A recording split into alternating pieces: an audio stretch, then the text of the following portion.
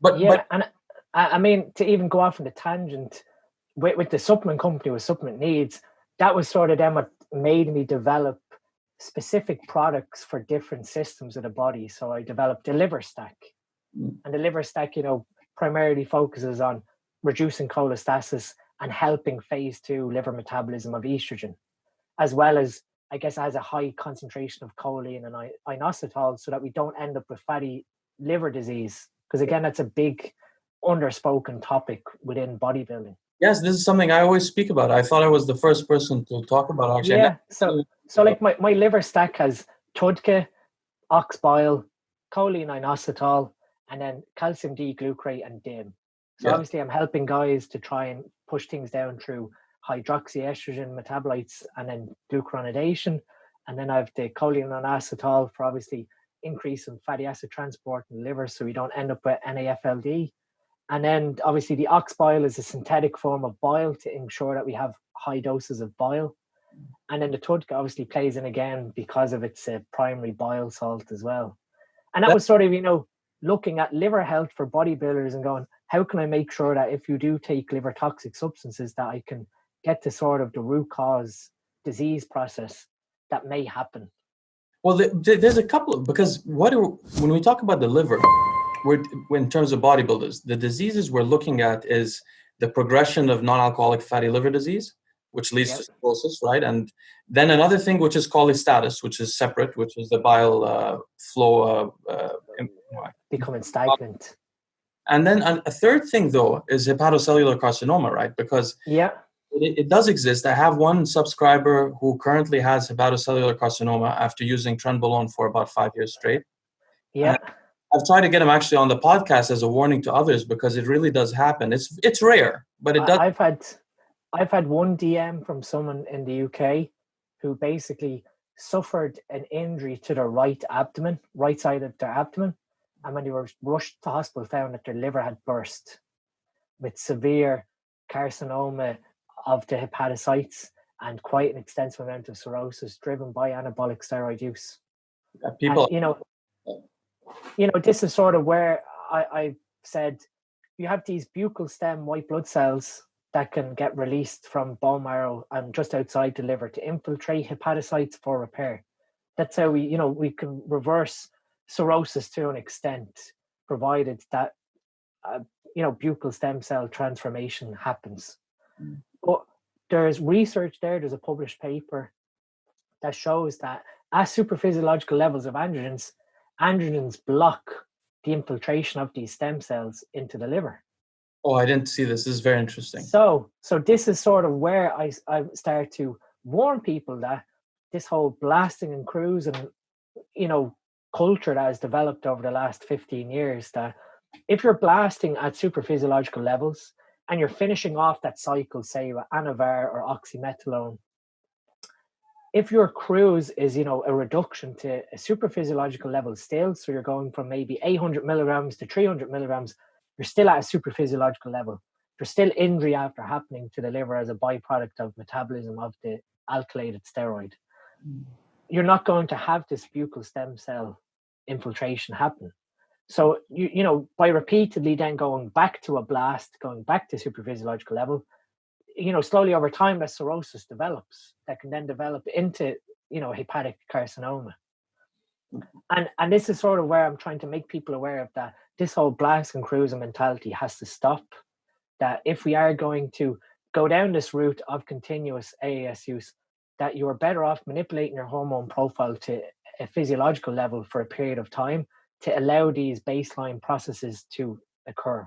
Because I guess when we look at testosterone that our Leydig cells make, or adrenal glands, is the exact same bioidentically to what we inject, other than the ester attached or the delivery method.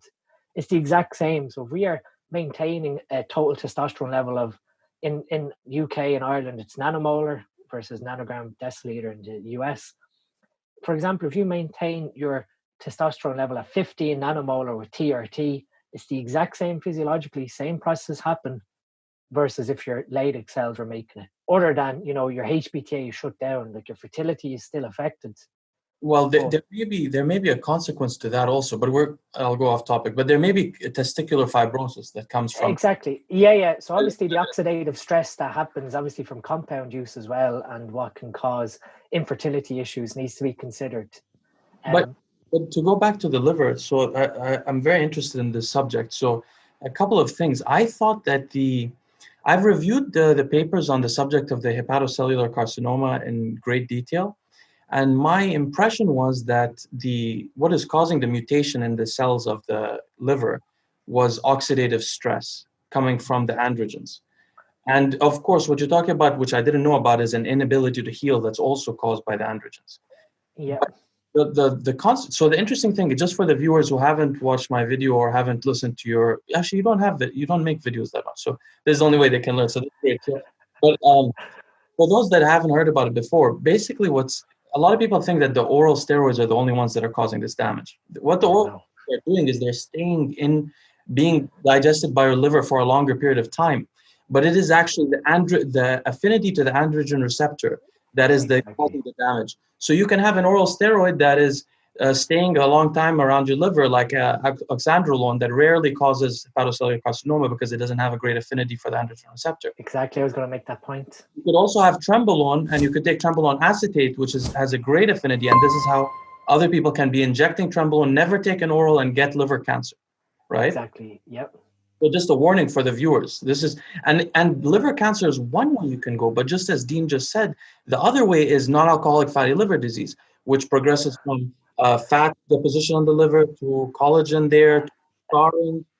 And what's scary about NAFLD, the non-alcohol fatty liver disease, is that it's in parts asymptomatic, other than you may suffer with mild digestive stress to begin. And at the point then obviously of when it actually becomes a serious issue, when we have liver enlargement, is when it becomes quite a serious impact towards, I guess, liver regeneration and healing the liver at that point. And I guess that's once you get to cirrhosis, it's not reversible. Exactly, yeah. So it's sort of, being able to maintain that fatty liver, that fatty acid transport in the liver by ensuring that we have sufficient amounts of choline, and again, transportation with inositol is a big thing. And again, it's something that's not really discussed.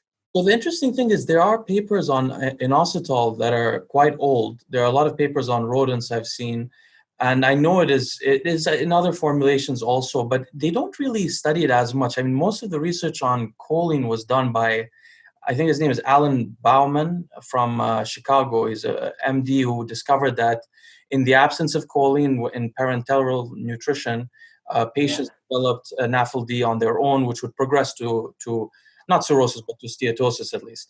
But those studies only studied choline, which is why I say choline is a vitamin and is a necessary, because a deficiency of choline causes NAFLD automatically.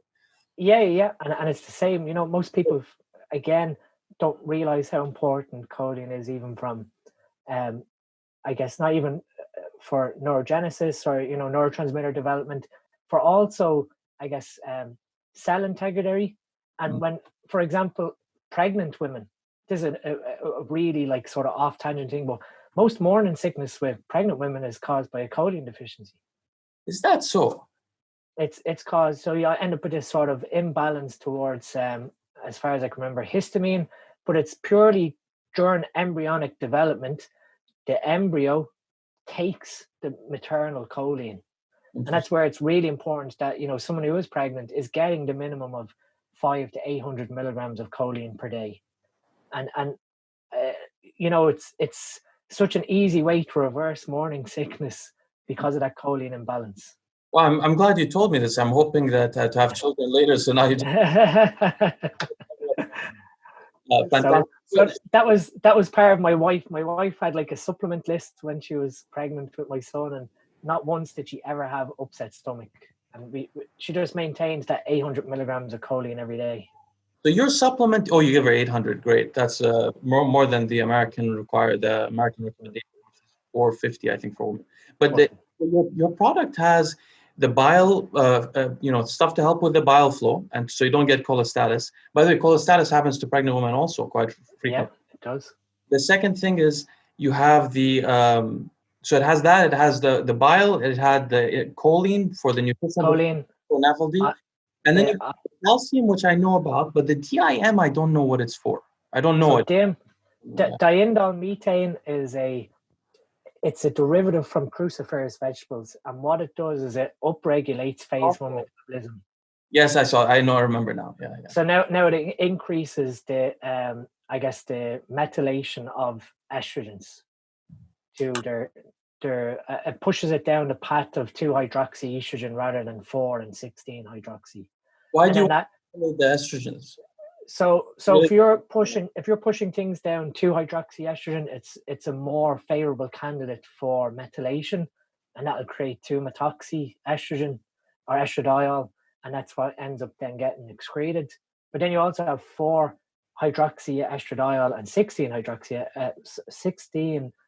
estradiol, and those two, one of them has an affinity for DNA, so it can cause oxidative damage and cellular depletion of glutathione.